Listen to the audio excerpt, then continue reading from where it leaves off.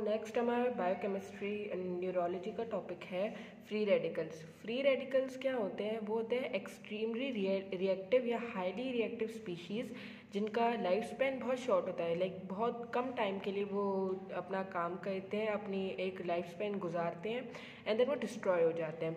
सही है। इनकी स्पेसिफिक या ख़ास बात क्या है? इनमें वन और मोर पेयर्ड इलेक्ट्रॉन होगा, वन और मोर अनपेयर्ड इलेक्ट्रॉन होगा। अनपेयर्ड यानी एक फ्री इलेक्ट्रॉन होगा। अब क्या होता है कि अगर दो इलेक्ट्रॉन साथ एक पेयर बना के बैठे हैं ना, तो ये दोनों एक दूसरे के साथ ही आपस में रिएक्ट करते हैं, तो इनका ऐसा कोई किसी और के ऊपर असर नहीं होता। लेकिन अगर कोई भी स्पीशी है, जैसे ऑक्सीजन के लिए एक समझो उसके पास फ्री इलेक्ट्रॉन है जिस पर माइनस लगा दिया, तो अब ये एक इलेक्ट्रॉन बहुत रिएक्टिव हो गए, भाई मुझे किसी ना किसी के साथ रिएक्ट करना ही करना है।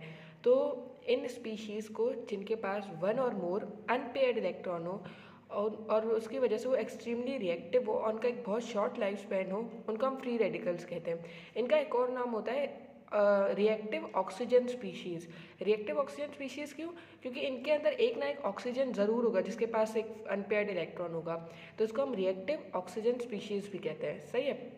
इनकी एग्जांपल क्या है? जैसे हमारे पास आ गया super oxide, nitric oxide, hydrogen peroxidase, hydroxyl radical. ये इसकी ना कुछ एग्जांपल्स है फ्री रेडिकल्स की।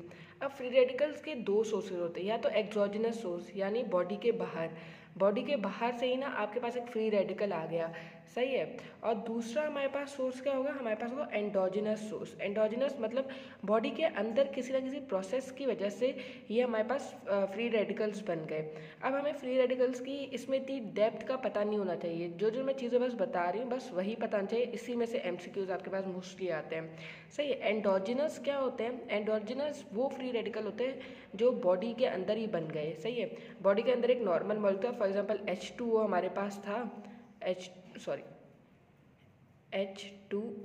सही है। H2O यानी पानी का मॉलिक्यूल था। पानी का मॉलिक्यूल तो रिएक्टिव नहीं होता भाई, वो तो एक नॉर्मल मॉलिक्यूल होता है, लेकिन किसी ना किसी रिएक्शन की वजह से इसमें से ये ऑक्सीजन, ये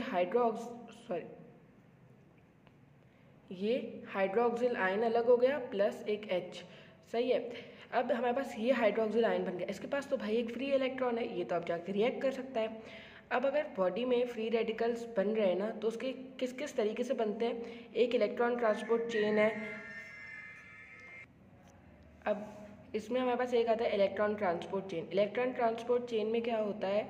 जो हमारा प्रोसेस होता है जिसमें हमारे ATP बन रहे होते हैं ना, जो हमारे ग्लूकोज के ऑक्सीडेशन में होता है इलेक्ट्रॉन ट्रांसपोर्ट चेन, उसमें हमारे बन सकते हैं फ्री रेडिकल। हमारे लिपिड पर ऑक्सीडेशन में यानी लिपिड की ऑक्सीडेशन में बन सकते हैं। NADPH की ऑक्सीडेशन में अगर NADPH को हम वो रिड्यूस करें, उसको ऑक्सीडाइज करें, उसका हाइड्रोजन आयन लूज़ करते हुए ये हाइड्रोजन आयन जाके रिएक्ट करके वो बना सकता है, हाइड्रोक्सिल रेडिकल बना सकता है। उसके अलावा और भी बहुत सारे प्रोसेस होते हैं, तो ये कुछ एग्जांपल्स हैं। सही है। अब एंडोजिनस जो हमारे बन रहे हैं ना फ्री रेडिकल, वो 3 स्टेप्स से बनेंगे। एक होता है इनिशिएशन, प्रोपोगेशन, टर्मिनेशन। इनकी डिटेल आपको नहीं पता, बस नाम पता होने चाहिए। इनिशिएशन जिसमें एक नॉर्मल जो आयन है वो अपना एक दूसरा क्या नाम है मॉलिक्यूल एक नॉर्मल मॉलिक्यूल है वो अपना एक आयन लूज़ कर रहा है। फिर प्रोपोगेशन है, उसमें एक आ रहा है, वो बहुत लंबी डिटेल है, वो अभी आपको इसमें पता ना हो तो भी खैर है, बस ये प्रोसेस स्टेप्स पता होने चाहिए। सही है। उसके बाद लास्ट चीज़ जो हमें इसमें पता होनी चाहिए वो है इसके disease associated with free radicals, कि अगर आपकी बॉडी में फ्री रेडिकल्स बढ़ जाए तो कौन कौन से डिजीज़ हो सकते हैं? हमारे पास डाउन सिंड्रोम हो सकता है, पार्किंसंस डिजीज़ हो सकता है, अल्जाइमर हो सकता है, मल्टीपल स्क्लेरोसिस हो सकता है। ये सारे डिजीज़ हो सकते हैं अगर आपकी बॉडी में फ्री रेडिकल्स बढ़ जाए। तो ये जो चीज़ें थी ये हमें पता होनी चाहिए फ्री रेडिकल्स से रिलेटेड।